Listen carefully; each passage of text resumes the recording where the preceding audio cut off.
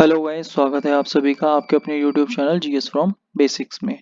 और आज हम लेके आए हैं सुपर टेट के लिए बहुत ही इंपॉर्टेंट क्वेश्चन। 40 इंपॉर्टेंट क्वेश्चन है और इनके आंसर्स और एक्सप्लेनेशन दोनों ही साथ में है।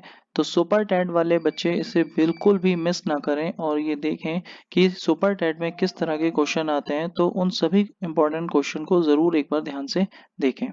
तो चलिए शुरू करते हैं हमारी आज की वीडियो। पहला क्वेश्चन है हमारा, राष्ट्रीय युवा दिवस किस महान व्यक्ति के नाम पर मनाया जाता है? तो राष्ट्रीय युवा दिवस मनाया जाता है स्वामी विवेकानंद के नाम पर। और कितनी जनवरी को मनाया जाता है? ये मनाया जाता है 12 जनवरी को। तो 12 जनवरी को राष्ट्रीय युवा दिवस मनाया जाता है स्वामी विवेकानंद के नाम पर। अब स्वामी विवेकानंद क्यों इम्पोर्टेंट है? क्योंकि अगर देखा जाए इन्होंने एक संस्थान बनाया था या मिशन बनाया था, एक बनाया था रामकृष्ण मिशन। रामकृष्ण मिशन की जो स्थापना करी थी वो किसने करी थी? वो करी थी हमारे स्वामी विवेकानंद जी ने। और अगर बात करी जाए स्वामी विवेकानंद का जो बचपन का नाम था, इनके बचपन का नाम था नरेंद्र नाथ दत्त। नरेंद्र नाथ दत्त। और जब ये शिकागो जा रहे थे तो पहली बार धर्म सभा में सम्मेलन में भाग लेने जा रहे थे, तो वहां पर महाराज खिचड़ी ने सुझाव दिया कि इनका नाम थोड़ा अच्छा सा भारी भरकम होना चाहिए, तो उन्होंने इन्हें नाम दिया था स्वामी विवेकानंद। जब ये कहाँ जा रहे थे? शिकागो। और कब जा रहे थे? 1893 में। तो 1893 में शिकागो में जब ये धर्म सभा सम्मेलन में भाग लेने जा रहे थे तो महाराज खेतड़ी के सुझाव पर इनका नाम कर दिया गया स्वामी विवेकानंद। अगर बात करी जाए स्वामी दयानंद की, तो स्वामी दयानंद ने 1875 में आर्य समाज की स्थापना करी।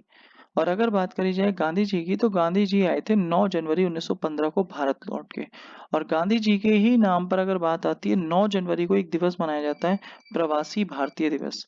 तो प्रवासी भारतीय दिवस गांधी जी के आने की वजह से मनाया गया था और 2015 में से 100 साल पूरे हो गए।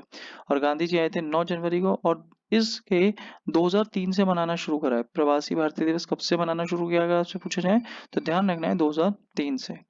तो ये इस क्वेश्चन से रिलेटेड सभी इंपॉर्टेंट पॉइंट। तो हमारा नेक्स्ट क्वेश्चन अगला है, संतोष ट्रॉफी। संतोष ट्रॉफी किस खेल से संबंधित है? तो संतोष ट्रॉफी अगर देखा जाए फुटबॉल से संबंधित है। जैसे अगर बात आती है क्रिकेट से, तो जैसे रणजी वगैरह है, तो रणजी हमारी क्या है? क्रिकेट से संबंधित है। और अगर बात आती है फुटबॉल से, तो फुटबॉल से अगर देखा जाए तो संतोष ट्रॉफी। नेक्स्ट हमारा अगला क्वेश्चन, नाइटेंगल ऑफ इंडिया किसको कहते हैं? तो नाइटेंगल ऑफ इंडिया कहा जाता है सरोजनी नायडू को। और सरोजनी नायडू का नाम इंपॉर्टेंट क्यों है? क्योंकि अगर देखा जाए कांग्रेस की प्रथम भारतीय महिला अध्यक्ष अगर कोई थी तो सरोजनी नायडू। और ये 1925 के कानपुर अधिवेशन में बनी थी, इसी वजह से इनका नाम इंपॉर्टेंट हो जाता है। तो सरोजिनी नायडू का नाम इसलिए भी इम्पोर्टेंट है क्योंकि 1925 के कानपुर अधिवेशन में प्रथम भारतीय महिला थी। और इनसे पहले 1917 में हमें एनी बेसेंट देखने को मिलेंगी, प्रथम महिला। और एक हमें 1933 में देखने को मिलती है नलिनी सेनगुप्ता, वो है भारतीय मूल की महिला। तो ये बात याद रखनी है सरोजिनी नायडू के बारे में। और अगर देखा जाए लता मंगेशकर, जो इनका हाल ही में निधन हो गया, तो लता मंगेशकर जी को एक अवार्ड, भारत का सर्वोच्च अवार्ड मिला है। कौन सा? भारत रत्न। तो भारत रत्न इन्हें जो अवार्ड मिला है वो कब मिला है? इन्हें मिला है 2001 में। ये भी आपको ध्यान रखना है क्योंकि इस समय करंट से रिलेटेड ये लता मंगेशकर जी की डेथ है हुई है। और अगर देखा जाए इन्हें एक अवार्ड मिला है, कौन सा? भारत रत्न। नेक्स्ट हमारा अगला क्वेश्चन, सीमांत गांधी के नाम से किसे जाना जाता है? तो सीमांत गांधी के नाम से जाना जाता है खान अब्दुल गफ्फार खां को, इन्हें कहते हैं सीमांत गांधी। और इनका एक संगठन था लाल कुर्ती संगठन। लाल कुर्ती, या फिर अगर बात आती है इसको ही बोला गया है खुदाई खिदमतगार। लाल कुर्ती या खुदाई खिदमतगार संगठन। तो ये इनका बहुत ही प्रमुख संगठन था। और इनकी एक पत्रिका भी थी, इनकी पत्रिका थी पख्तून नाम से। तो पख्तून नाम से इनकी पत्रिका थी, बड़ी ही फेमस पत्रिका थी जो इस संगठन की पत्रिका थी। तो इन्हीं को क्या कहा जाता था? खान अब्दुल गफ्फार खां को सीमांत गांधी। नेक्स्ट हमारा अगला क्वेश्चन, किस विटामिन की कमी से खून का बहना नहीं रुकता? तो खून का अगर देखा जाए विटामिन के कारण खून का बहना नहीं रुकता, तो इसका आंसर हो जाएगा विटामिन के। और अगर एक ही बात करी जाए तो एक आंखों के लिए होता है, इसकी वजह से हो जाता है रतौंधी।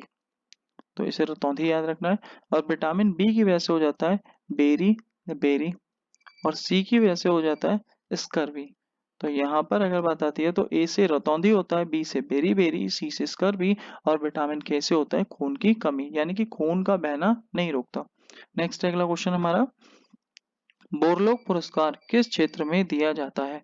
तो नॉर्मल बोरलोग जो थे वो हमारे कृषि से संबंधित थे, तो इसीलिए बोरलोग पुरस्कार किस में दिया जाता है? कृषि से में दिया जाता है। और अगर बात आती है नॉर्मन बोरलोग, तो जो नॉर्मन बोरलोग थे इनका नाम बड़ा फेमस है। क्यों फेमस है नॉर्मन बोरलोग का नाम? क्योंकि विश्व में अगर देखा जाए, विश्व में इन्हें क्या कहा जाता है? विश्व में हरित क्रांति के जनक, हरित क्रांति के जनक इन्हें ही बोला जाता है, नॉर्मन बोरलॉग को। और अगर बात आती है, इन्हें नोबेल पुरस्कार भी मिला था। अब नोबेल पुरस्कार इन्हें कब मिला था? इन्हें नोबेल पुरस्कार मिला था 1970 में। अब दूसरी बात इंपॉर्टेंट यहाँ से ये आती है कि नॉर्मन बोरलॉग को जो नोबेल पुरस्कार मिला था वो किस क्षेत्र में मिला था? क्योंकि कृषि के क्षेत्र में तो नोबेल पुरस्कार दिया नहीं जाता, तो इन्हें जो पुरस्कार मिला था वो मिला था शांति के क्षेत्र में। तो ये वाली बात भी ध्यान रखनी है, शांति के लिए इन्हें नोबेल पुरस्कार मिला था, ना कि कृषि के लिए। जबकि बोरलॉग पुरस्कार किस क्षेत्र में जाता है? कृषि के क्षेत्र में। और भारत में हरित क्रांति के जनक किसे कहा जाता है? एम एस स्वामीनाथन को। ये भी आपको ध्यान रखना है। नेक्स्ट अगला क्वेश्चन, द व्हाइट टाइगर के लेखक कौन है? तो व्हाइट टाइगर के लेखक हैं अरविंद एडिगा। नेक्स्ट अगला क्वेश्चन, आमतौर पर किसे लौह पुरुष के नाम से जाना जाता है? तो सरदार वल्लभ भाई पटेल को लौह पुरुष के नाम से जाना जाता है। तो सरदार वल्लभ भाई पटेल को अगर देखा जाए, इनके नाम पे स्टैचू ऑफ यूनिटी भी बना है गुजरात के केवड़िया में। तो गुजरात के केवड़िया में स्टैचू ऑफ यूनिटी इन्हीं के नाम पे बना है और इन्हें लौह पुरुष भी कहते हैं। और अगर देखा जाए, इनका इनकी जो बहुत बड़ी जिम्मेदारी थी 552 रियासतों का जो एकीकरण था। तो भारत में जब भारत आजाद हुआ था, तो भारत की आजादी के समय 552 रियासतें थी, जिनके एकीकरण की जिम्मेदारी किसकी थी? सरदार पटेल की। तो सरदार पटेल को ही इसी वजह से इनके नाम पर बना है स्टैचू ऑफ यूनिटी, क्योंकि इन्होंने भारत को एक करने का काम किया। और अगर बात आती है बाल गंगाधर तिलक की, तो बाल गंगाधर तिलक के दो महोत्सव बड़े ही फेमस हैं। एक तो आपका गणपति महोत्सव, गणपति महोत्सव 1893 में। और दूसरा अगर देखा जाए, एक इन्होंने 1895 में शुरू करा था, शिवाजी महोत्सव। तो दो तो इन्होंने महोत्सव शुरू करे थे। और इन्हें अगर देखा जाए, तो ये हमारे उग्रवादी दल के नेता थे। और इन्हें इसी वजह से जब हमारा जो सूरत विभाजन हुआ था 1907 का अधिवेशन, वहां पर निकाल कर इन्हें अलग कर दिया गया था कांग्रेस से, और इन्हें मांडले जेल भेज दिया गया था। और वहीं जाकर इन्होंने एक पुस्तक लिखी थी, गीता रहस्य। तो गीता रहस्य अगर देखा जाए, इनकी पुस्तक बहुत ही ज्यादा फेमस है। और बिपिन चंद्र पाल भी अगर देखा जाए, ये भी कैसे थे? एक उग्रवादी नेता थे। अब नेक्स्ट हमारा क्वेश्चन है, मनुष्य के नेत्रों के स्वस्थ संचालन के लिए कौन सा विटामिन आवश्यक है? तो अभी हमने देखा था आंखों की कमी में एक रोग हो जाता है रतौंधी, किसके कारण? ए के कारण। तो विटामिन ए बहुत ही आवश्यक है स्वस्थ आंखों के लिए। तो ए से अगर देखा जाए, तो ए से हमारा क्या हो जाता है? रतौंधी, जो कि आंखों का रोग है। बी से अभी हमने देखा बेरी बेरी हो जाता है। और अगर सी से देखा जाए, तो स्कर्वी हो जाता है। और डी से अगर देखा जाए, तो डी से आपको सूखा रोग हो जाता है। तो डी से हमारा सूखा रोग हो जाता है। तो यहाँ पर अगर देखा जाए, तो ये हमारे रतौंधी, बेरी बेरी, स्कर्वी और सूखा रोग, तो ये अलग अलग हमें याद रखने हैं। और स्वस्थ आंखों के लिए किसकी जरूरत पड़ती है? विटामिन ए की जरूरत पड़ती है। नेक्स्ट है अगला हमारा, ऑपरेशन फ्लड किससे संबंधित है? तो ऑपरेशन फ्लड जो शुरू करा गया था भारत में 1970 में शुरू किया गया था। और किसने किया था? ये डॉक्टर वर्गीस कुरियन ने किया था। और वर्गीस कुरियन ने क्यों किया था? वर्गीस कुरियन ने किया था ये दूध के उत्पादन को बढ़ाने के लिए। तो दूध के उत्पादन को बढ़ाने के लिए डॉक्टर वर्गीस कुरियन ने 1970 में ऑपरेशन फ्लड शुरू किया था। और जो डॉक्टर वर्गीस कुरियन थे, इनकी जो फैक्ट्री भी थी, वो कौन सी फैक्ट्री थी? अमूल। अमूल के संस्थापक भी कौन है? डॉक्टर वर्गीस कुरियन। और अगर बात आती है दुनिया में सबसे ज्यादा दुग्ध उत्पादन कौन सा देश करता है? अगर हम उत्पादन के मामले में बात करें दूध की, तो उत्पादन करता है हमारा भारत। और अगर हम बात करते हैं उत्पादकता की, तो उत्पादकता में अगर बात आती है, तो अमेरिका, यूएसए। और अगर बात आती है संस्करण में, यानी उद्योग, सबसे ज्यादा डेयरी उद्योग कहाँ पर है? तो उद्योग के मामले में अगर बात आती है, तो डेनमार्क। तो ये आपको तीनों बातें याद रखनी है, सबसे ज्यादा उत्पादन है भारत में, उत्पादकता है अमेरिका की, और उद्योग सबसे ज्यादा कहाँ है? डेनमार्क में। और ऑपरेशन फ्लड किससे संबंधित है? दूध से। नेक्स्ट अगला, मुगल साम्राज्य की स्थापना किसने की? तो मुगल साम्राज्य की स्थापना करी थी बाबर ने। तो बाबर अगर देखा जाए तो बाबर ने मुगल साम्राज्य की नींव डाली थी, और ये बाबर कहाँ से आए थे? अफगानिस्तान से आए थे। और फिर भारत आया, और भारत में अगर देखा जाए इन्होंने भारत को जीत लिया और भारत में किसकी स्थापना करी? मुगल साम्राज्य की। नेक्स्ट है हमारा अगला क्वेश्चन, दीन ए इलाही।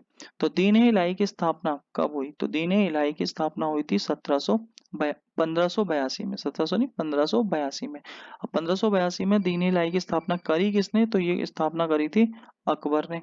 और अकबर ने करी थी, तो यहाँ पर अगर देखा जाए इंपॉर्टेंट बात ये थी कि जितने भी धर्म थे अलग अलग, चाहे वो हिंदू हो, मुस्लिम हो, सिख हो, अलग अलग जितने भी कोई भी उस समय धर्म चला करते थे, बौद्ध, जैन वगैरह, तो उन सभी धर्मों की अच्छी अच्छी बातों का जो कलेक्शन था वो एक जगह करना, और उसी एक नया धर्म बनाना जिसको नाम दिया है दीन इलाही। सभी धर्मों की अच्छी बातें यानी दीन इलाही में। नेक्स्ट है हमारा अगला क्वेश्चन, विश्व ओजोन दिवस कब मनाया जाता है? तो विश्व ओजोन दिवस मनाया जाता है 16 सितंबर को। अब विश्व ओजोन दिवस क्यों मनाया जाता है? क्योंकि ओजोन का हो रहा है क्षरण, तो ओजोन परत को बचाने के लिए ओजोन दिवस मनाया जाता है कितनी तारीख को? 16 सितंबर। तो ओजोन की अगर देखा जाए, ओजोन सबसे पहले पाई कौन से मंडल में जाती है? समताप मंडल में, यानी कि स्ट्रेटोस्फेयर में कितने किलोमीटर के मध्य? 15 से 35 किलोमीटर के मध्य आपको ओजोन परत देखने को मिलेगी। ओजोन गैस जो होती है वो हल्के नीले रंग की एक जहरीली गैस होती है, और ये समताप मंडल में 15 से 35 किलोमीटर के कारण पाई जाती है। अब दुनिया में अगर बात आती है ओजोन छिद्र की खोज कहाँ हुई? तो ओजोन छिद्र की खोज 1984 में इंग्लैंड के एक जोसेफ फॉरमैन है। तो जोसेफ फॉरमैन ने अगर देखा जाए ये अंटार्कटिक पर करी। अंटार्कटिक पर अगर देखा जाए जो दक्षिणी ध्रुव है वहां पर जोसेफ फॉरमैन ने 1984 में, ये इंग्लैंड के थे, इन्होंने ओजोन छिद्र की खोज करी। इसी कारण अगर देखा जाए ओजोन परत को बचाने के लिए ओजोन दिवस मनाया जाता है। और ओजोन को जो सबसे ज्यादा नुकसान होता है वो होता है क्लोरोफ्लोरोकार्बन से, ये भी आपको ध्यान रखना है। नेक्स्ट है, पृथ्वी एवं सूर्य के मध्य अधिकतम दूरी को किस नाम से जाना जाता है? तो अगर बात आती है अधिकतम दूरी कहलाती है आपकी अपसौर। सबसे ज्यादा जो दूरी होती है वो होती है अपसौर, और अगर न्यूनतम दूरी होती है तो उपसौर होती है। तो अपसौर और उपसौर की घटना, अब अपसौर की घटना जो होती है वो होती है 4 जनवरी को, और जो उपसौर की घटना होती है वो होती है 1 मिनट, ये उपसौर की जो घटना होती है, उपसौर की घटना जब बहुत ही पृथ्वी जो सूरज के सबसे ज्यादा नजदीक होगी तब होगा उपसौर। जब नजदीक की बात आएगी, यहाँ पर बात कर रहे हैं हम दूरी की, तो यहाँ अगर बात आती है नजदीक अगर है, तो नजदीक की अगर बात आएगी तो ये कहलाता है नजदीक वाली घटना उपसौर, और ये घटना हमें देखने को मिलती है 3 जनवरी को। तो 3 जनवरी को पृथ्वी सबसे ज्यादा नजदीक होती है सूर्य के, और उसे कहा जाता है उपसौर। अब अगर बात करें पृथ्वी सूर्य के सबसे अधिकतम दूरी पर जब होती है तो उसे बोलते हैं अपसौर, और ये घटना होती है 4 जुलाई को। तो यहाँ पर इसका सही आंसर हो गया अपसौर। अधिकतम दूरी कब होती है? अपसौर वाले दिन, और ये दिन कब होता है? 4 जुलाई वाले दिन। नेक्स्ट अगला क्वेश्चन, भारत का मैनचेस्टर निम्नलिखित में से कौन कहलाता है? तो भारत का मैनचेस्टर कहलाता है अहमदाबाद। अब मैनचेस्टर में भी दो बात आती है कि ये तो हो गया भारत का। अब अगर आपसे पूछा जाए उत्तर भारत का मैनचेस्टर, तो उत्तर भारत का मैनचेस्टर बोला जाता है कानपुर को। और अगर बात आती है दक्षिण भारत का मैनचेस्टर, तो ये भी इंपॉर्टेंट है, दक्षिण भारत का मैनचेस्टर है कोयम्बटूर। तो दोनों आपको तीनों याद रखने हैं, भारत का मैनचेस्टर अहमदाबाद, उत्तर भारत का कानपुर, और दक्षिण भारत का कोयम्बटूर।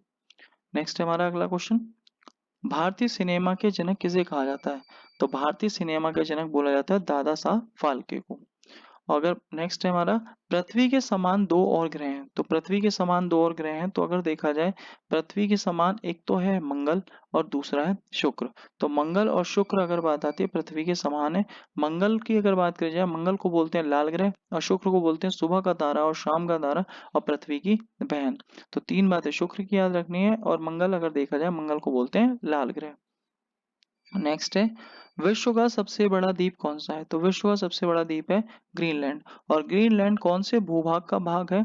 तो भूखंड का, तो ये अंगारा लैंड, या अगर बात करी जाए लॉरेशिया का भाग है। तो अंगारा लैंड या लॉरेशिया भूखंड का भाग कौन सा है? ग्रीनलैंड, और ग्रीनलैंड विश्व का सबसे बड़ा द्वीप है। नेक्स्ट अगला, भाखड़ा नागल बांध किस नदी के ऊपर बना हुआ है? तो भाखड़ा नागल जो बांध है वो कौन सी नदी पर? सतलज। तो सतलज जो नदी है वो तिब्बत के राकस ताल या राक्षस ताल से निकलकर आती है, और यहाँ पर ब्यास कुंड से अगर देखा जाए एक नदी आती है ब्यास नदी, और दोनों जहाँ पर मिलती हैं, इधर से ब्यास आई और इधर से आपकी सतलज आई, तो ब्यास और सतलज के संगम होता है, और ये जो संगम होता है ये होता है हरिके नामक स्थान पर, और इसी वजह से यहाँ पर एक बांध बनता है हरिके बैराज, जिसी को बोला जाता है भाखड़ा नागल बांध। तो ये बना हुआ है सतलज नदी पर। नेक्स्ट अगला, डेविस कप। डेविस कप किस खेल से संबंधित है? तो डेविस कप अगर देखा जाए हमारा किससे संबंधित है? टेनिस से संबंधित है। नेक्स्ट है अगला, नोबेल पुरस्कार प्रथम भारतीय को किस विषय में मिला था? अब पहली बात आती है प्रथम भारतीय, तो प्रथम भारतीय ये कौन थे? रविंद्रनाथ टैगोर। और रविंद्रनाथ टैगोर किस क्षेत्र के थे? तो रविंद्रनाथ टैगोर थे साहित्य के, तो साहित्य में इन्हें मिला था। और अगर बात करी जाए इन्हें मिला कब था, तो इन्हें मिला था 1913 में। तो रविंद्रनाथ टैगोर को 1913 में साहित्य के लिए नोबेल पुरस्कार दिया गया था, तो ये ध्यान रखने वाली बात है। नेक्स्ट अगला क्वेश्चन हमारा, स्वर्ण मंदिर की स्थापना किसने की? तो स्वर्ण मंदिर की स्थापना किसने की?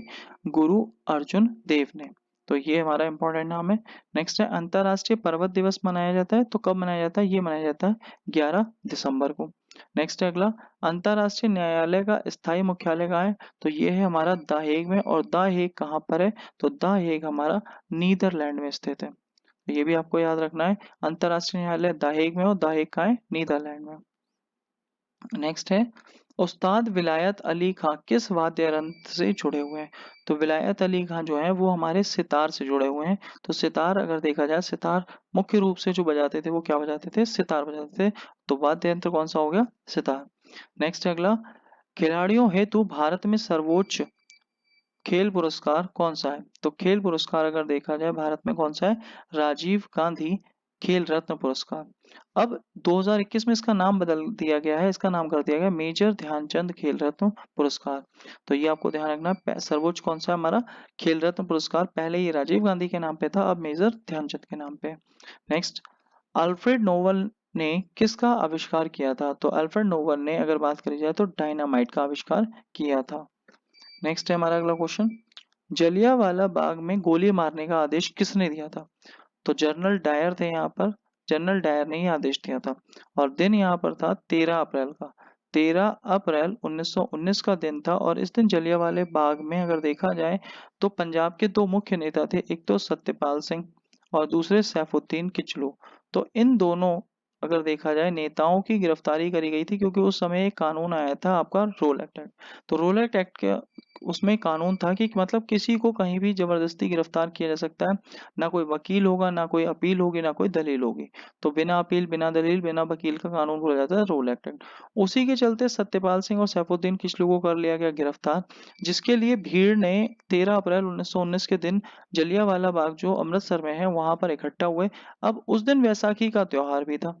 अब यहाँ पर कहा कि यहाँ पर वो लोग बैसाखी का त्योहार मना रहे थे, लेकिन जो वहाँ का जनरल डायर था, तो जनरल डायर को ये लगा कि उसके आदेश की क्या है? अवहेलना है, सरकार की बात नहीं मान रहे लोग। इसीलिए जब वो घटनास्थल पर पहुंचा तो उसने निहत्थे लोगों पर गोलियां चलवाई। और ये हमारे पूरे आधुनिक भारत में सबसे दुखद घटना है, जिसमें काफी महिलाएं, बच्चे, बुजुर्ग वगैरह मारे गए। तो गोली मारने का आदेश किसने दिया था? डायर ने दिया था। तो इसी वजह से यहाँ पर जनरल डायर का नाम आता है। नेक्स्ट है हमारा अगला क्वेश्चन, राज्यसभा में भारत का राष्ट्रपति कितने सदस्य मनोनीत कर सकता है? तो राज्यसभा में अगर बात आती है राष्ट्रपति कितने सदस्य मनोनीत कर सकता है? 12 सदस्यों को मनोनीत कर सकता है। और अगर बात आती है लोकसभा में, तो लोकसभा में अगर देखा जाए कितने सदस्यों को कर सकता है? 2, और वो भी कौन से? एंग्लो इंडियन को। और अगर बात आती है राज्यसभा में हमारी सीटें कितनी होती हैं, तो राज्यसभा में हमारी सीटें हैं 250। और अगर बात आती है हमारी लोकसभा में कितनी सीटें हैं, तो लोकसभा में हमारी सीटें हैं 552। तो अब फिलहाल अगर देखा जाए दो एंग्लो इंडियन यहाँ पर कम हो गए हैं, तो ये 550 रह गई, लेकिन अगर देखा जाए पहले कितनी थी? 552। नेक्स्ट हमारी बात आती है, भारत में निम्नलिखित में कौन सी जनजाति सर्वाधिक संख्या में पाई जाती है? तो सर्वाधिक संख्या में कौन सी जनजाति पाई जाती है? भील जनजाति। और भील जनजाति मुख्यतः कहाँ पाई जाती है? राजस्थान। और राजस्थान के हर जिले में आपको भील जनजाति देखने को मिलेगी। इसी वजह से सर्वाधिक जनसंख्या अगर देखा जाए भारत में कौन सी जनजाति की है, तो भील जनजाति की। नेक्स्ट है हमारा अगला क्वेश्चन, कोलकाता किस प्रकार का बंदरगाह है? तो कोलकाता में अगर देखा जाए, कोलकाता में एक नदी है, किस नदी, कौन सी नदी के किनारे है? हुगली नदी के। और हुगली नदी किसकी वितरिका है?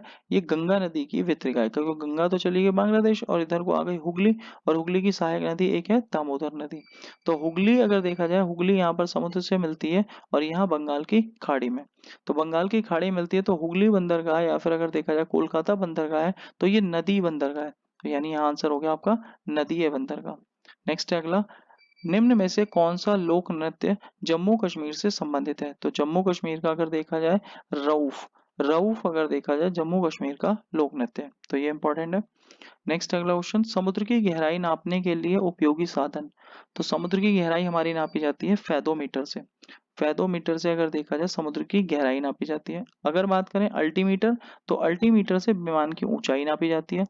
हाइड्रोमीटर से किसी भी द्रव्य का घनत्व नापा जाता है हाइड्रोमीटर से।